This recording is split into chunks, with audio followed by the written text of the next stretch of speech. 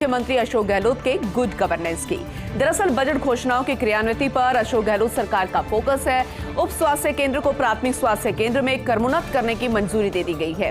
वहीं चूरू के भोजसर उपाध्यान और भोजासर छोटा गांवों को सौगात मिली। दोनों गांवों के उप स्वास्थ्य केंद्रों को पीएचसी में क्रमोन्नत किया गया है। मुख्यमंत्री अशोक गहलोत ने ट्वीट कर इस प्रस्ताव को मंजूरी की जानकारी दी है। स्थानीय जनप्रतिनिधियों और लोगों की लंबे समय से मांग चल रही थी और मांग के कारण नियमों में शिथिलता देते हुए सरकार ने फैसला किया। लोगों को स्थानीय स्तर पर ही बेहतर इलाज की अब सुविधा जो है वो मिल सकेगी। मांग थी, अब वो मांग पूरी होती हुई नजर आ रही है। तो ये एक अहम खबर है क्योंकि गुड गवर्नेंस इसे कहा जाएगा। मुख्यमंत्री अशोक गहलोत की बजट घोषणाओं की क्रियान्विति पर अशोक गहलोत का फोकस है, पूरी सरकार का फोकस है। अब स्वास्थ्य केंद्र को प्राथमिक स्वास्थ्य केंद्र में क्रमोन्नत की मंजूरी दे दी गई है। चूरू के भोजसर उपाध्यान और भोजासर छोटा गांवों को ये सौगात मिली है। दोनों ही गांवों के उप स्वास्थ्य केंद्रों को पीएचसी में क्रमोन्नत कर दिया गया है। अब सुविधाएं और ज्यादा बेहतर होंगी। मुख्यमंत्री अशोक गहलोत ने ट्वीट करके ये जो प्रस्ताव को मंजूरी मिली है इसकी जानकारी साझा की है। स्थानीय जनप्रतिनिधियों और लोगों की लंबे समय से मांग चल रही थी और ये मांग अब पूरी हो गई है और नियमों में शिथिलता देते हुए सरकार ने फैसला भी लिया है। लोगों को स्थानीय स्तर पर बेहतर इलाज की अब सुविधा मिल सकेगी। वहीं मुख्यमंत्री अशोक गहलोत जोधपुर के लिए रवाना हुए हैं। जयपुर से चार्टर विमान द्वारा रवाना हुए पारिवारिक कार्यक्रम में शिरकत करने के लिए जा रहे हैं जोधपुर। इसके बाद रात 9 बजे जोधपुर से दिल्ली जाएंगे मुख्यमंत्री अशोक गहलोत, क्योंकि ईडी की लगातार कार्रवाई जारी है। राहुल गांधी से पूछताछ जारी है। कांग्रेस के तमाम दिग्गज जो हैं दिल्ली में डेरा डाले हुए हैं। मुख्यमंत्री अशोक गहलोत भी दिल्ली में थे, लेकिन आज वो एक कार्यक्रम के तहत जयपुर पहुंचे और अब जयपुर से जोधपुर के लिए रवाना हुए हैं और गृह जिला भी है जोधपुर। जयपुर से चार्टर विमान द्वारा रवाना हुए। पारिवारिक कार्यक्रम बताया जा रहा है और इसी कार्यक्रम में शिरकत करने के लिए जोधपुर पहुंचे हैं मुख्यमंत्री अशोक गहलोत और रात 9 बजे ही जोधपुर से दिल्ली के लिए रवाना भी हो जाएंगे। कल दिल्ली पहुंचेंगे कांग्रेस के विधायक और सांसद। दरअसल एआईसीसी से सभी प्रदेश के विधायकों सांसदों को निर्देश दिए गए हैं। देश भर से कांग्रेस विधायकों और सांसदों को दिल्ली पहुंचने के निर्देश हैं। राहुल गांधी और अग्निपथ मामले में आंदोलन की रणनीति बनी हुई है। मुख्यमंत्री अशोक गहलोत ने इस आंदोलन की कमान संभाली है और इसीलिए मुख्यमंत्री अशोक गहलोत भी आज रात पहुंच जाएंगे दिल्ली और कल कांग्रेस के तमाम विधायक और सांसद पहुंच जाएंगे। एआईसीसी से सभी प्रदेश के विधायकों सांसदों को सख्त निर्देश है। देश भर से सभी कांग्रेस विधायकों सांसदों को दिल्ली पहुंचने के निर्देश दिए गए हैं। राहुल गांधी और अग्निपथ मामले में आंदोलन की एक रणनीति बनी है। मुख्यमंत्री अशोक गहलोत ने इस आंदोलन की कमान संभाली हुई है और लगातार प्रदर्शन भी जारी है। सत्याग्रह इसका नाम दिया गया है। ईडी के खिलाफ और अग्निपथ योजना के खिलाफ मोर्चा खोले हुए है। राहुल गांधी के समर्थन में लगातार प्रदर्शन जारी है।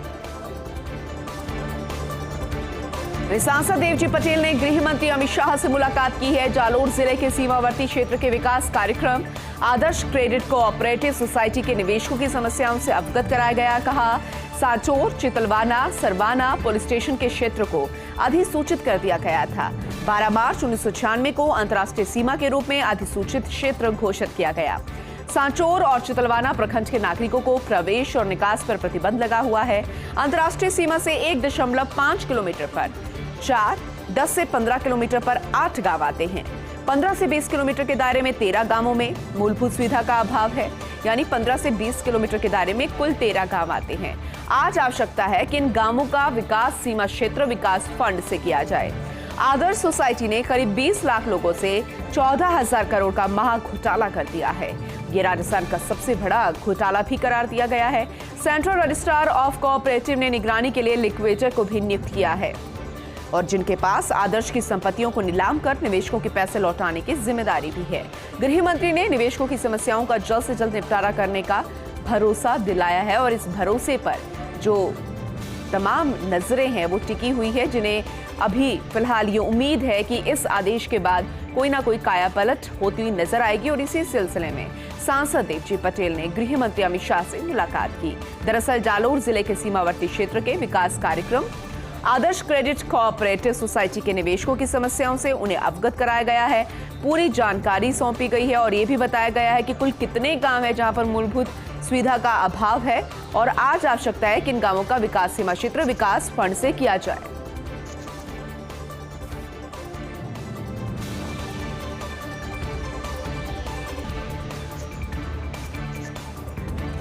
अंतर्राष्ट्रीय योग दिवस पर राजभवन में योग समारोह आयोजित किया गया। राज्यपाल कलराज मिश्र ने योगासन और प्राणायाम किया। अधिकारियों और कर्मचारियों के साथ करीब 1 घंटे तक योग किया गया। राज्यपाल ने इस दौरान योग से जुड़े गतिशील और स्थिर आसन किए। अनुलोम विलोम किया गया, कपालभाति किया गया, भ्रामरी, इस तरह के कई योग किए गए जिसमें प्राणायाम भी था। और उन्होंने कहा कि योगिक दिनचर्या से जीवन को स्वस्थ रखने के साथ ही मन को भी सदा सकारात्मक बनाए रखना संभव है। योग साधना की भारतीय परंपरा की चर्चा करते हुए राज्यपाल बोले, कहा प्राचीन काल से ही योग व्यक्तिगत, शारीरिक, मानसिक, आध्यात्मिक कल्याण से जुड़ी हमारी जीवन शैली का अभिन्न अंग रहा है। पीएम मोदी के प्रयासों से योग की भारतीय संस्कृति का अंतर्राष्ट्रीय स्तर पर एक नई पहचान मिली है, प्रसार हुआ है। वसुधैव कुटुंबकम की भारतीय परंपरा का ये प्रमाण है कि योग करने से व्यक्तिगत चेतना का सार्वभौमिक चेतना से समन्वय होता है और इसी से जीवन में सभी स्तरों पर संतुलन भी बना रहता है। राज्यपाल ने योग को विश्व शांति और सद्भाव के लिए महत्वपूर्ण बताया है। अंतर्राष्ट्रीय योग दिवस को सभी को शुभकामनाएं दी है। महान परंपरा के वैश्विक संरक्षण और आधिकारिक प्रसार के लिए समन्वित प्रयास किए जाने का भी आह्वान किया। यानी सीधा सीधा ये है कि आज इंटरनेशनल योग डे मनाया जा रहा है, लेकिन सिर्फ इसे एक दिन शुभकामनाएं देने का जरिया नहीं, एक दिन सोशल मीडिया पर फोटो डालने का जरिया नहीं, डेली दिनचर्या का हिस्सा बनाया जाए। तो अंतर्राष्ट्रीय योग दिवस पर पूरे देश भर में कई कार्यक्रम आयोजित हुए। राजभवन में भी कार्यक्रम हुआ। राज्यपाल कलराज मिश्र ने भी योगासन किए, प्राणायाम किया। अपने तमाम अधिकारियों कर्मचारियों के साथ करीब 1 घंटे तक उन्होंने योग किया।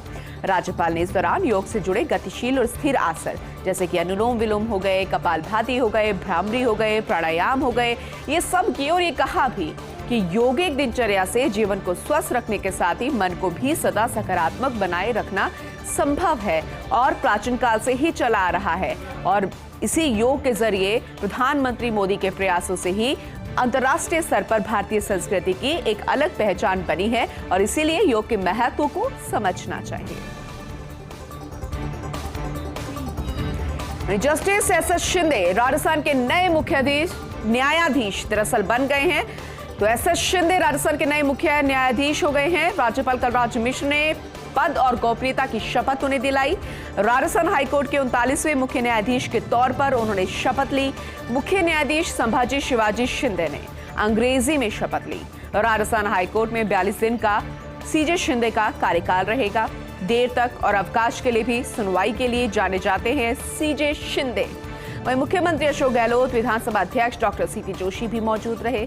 मंत्री शांति धारीवाल, डॉक्टर पीडी कल्ला और सीएस उषा शर्मा भी इस दौरान मौजूद रहे। तो हालांकि कार्यकाल जो है वो बेहद छोटा है, लेकिन नाम बहुत बड़ा, उनके काम बहुत बड़े। जी हां, जस्टिस एस.एस. शिंदे अब राजस्थान के नए मुख्य न्यायाधीश हैं। राज्यपाल कलराज मिश्र ने आज सुबह ही उन्हें पद और गोपनीयता की शपथ दिलाई है। 39वें मुख्य न्यायाधीश के तौर पर उन्हें शपथ मिली है। राजस्थान हाईकोर्ट के नए सीजे मुख्य न्यायाधीश संभाजी शिवाजी शिंदे, अंग्रेजी में उन्होंने शपथ ली। राजस्थान हाईकोर्ट में 42 दिन का सीजे शिंदे का कार्यकाल रहने वाला है।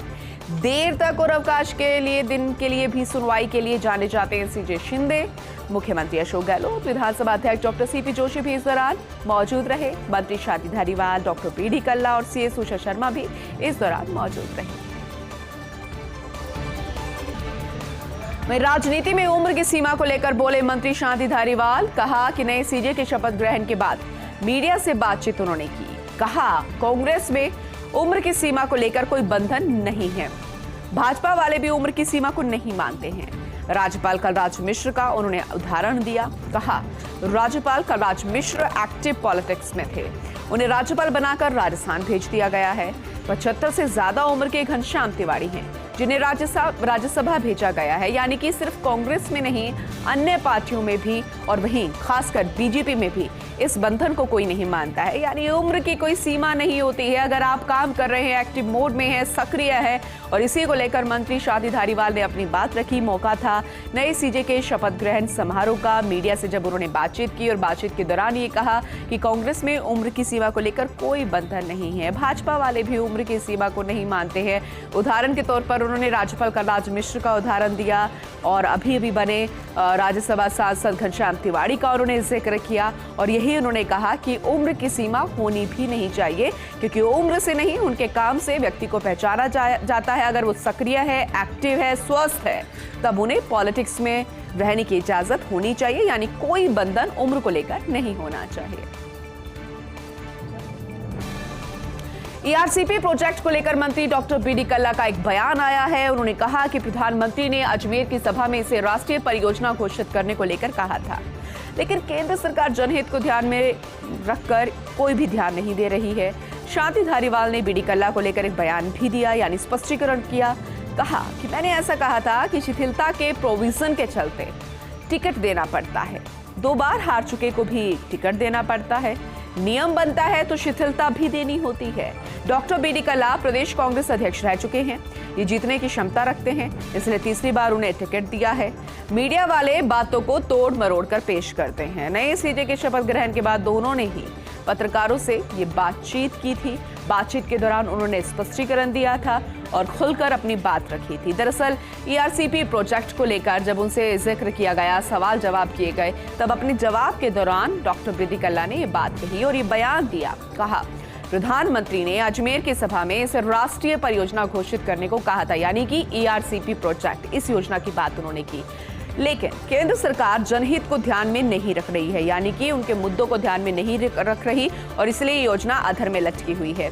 तो वहीं शांति धारीवाल ने बीडी कल्ला को लेकर दिए बयान पर भी स्पष्टीकरण दिया। कहा कि मैंने ऐसा कहा था कि शिथिलता के प्रोविजन के चलते टिकट देना पड़ता है, 2 बार हार चुके को भी टिकट देना पड़ता है, नियम बनता है तो शिथिलता भी देनी होती है। जैसे कि डॉक्टर बीडी कल्ला प्रदेश कांग्रेस अध्यक्ष रह चुके हैं, ये जीतने की क्षमता रखते हैं और इसलिए तीसरी बार इन्हें टिकट दिया गया। मीडिया वाले तो बातों को तोड़ मरोड़ कर पेश करते हैं। नई सीजे के शपथ ग्रहण के दौरान ये बातें निकल कर आई और इसी दौरान दोनों ने पत्रकारों से बातचीत की थी।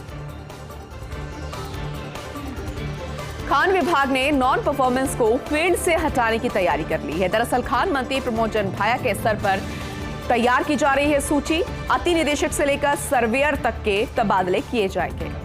इस अभियान में बिछड़ने वाले जिलों में बड़े परिवर्तन होंगे। दरअसल दागी अधिकारियों को भी मंत्री के स्तर पर करवाई गई थी उनकी ऑडिट। 100 से ज्यादा अति निदेशक, SME, ME, AME बदलने की तैयारी की जा रही है। 30 जून से पहले आ सकती है बड़ी तबादला सूची।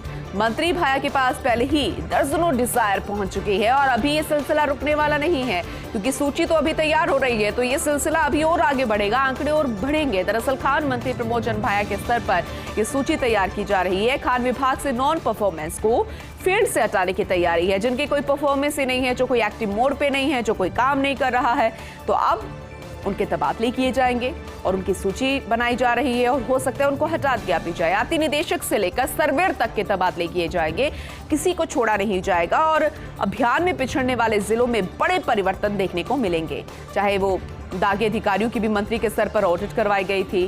100 से ज्यादा अति निदेशक, SME, ME, AME बदलने की तैयारी हो रही है।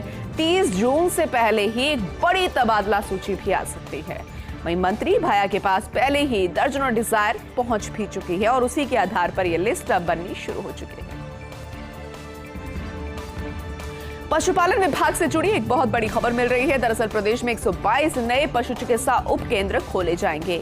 पशु चिकित्सा संस्था विहीन ग्राम पंचायतों में ये उपकेंद्र खोले जाएंगे। दरअसल बजट में 300 नए उपकेंद्र खोलने की सीएम अशोक गहलोत ने घोषणा की थी और इसी के अनुपालना में विभाग ने 122 उपकेंद्र खोलने की मंजूरी दे दी है।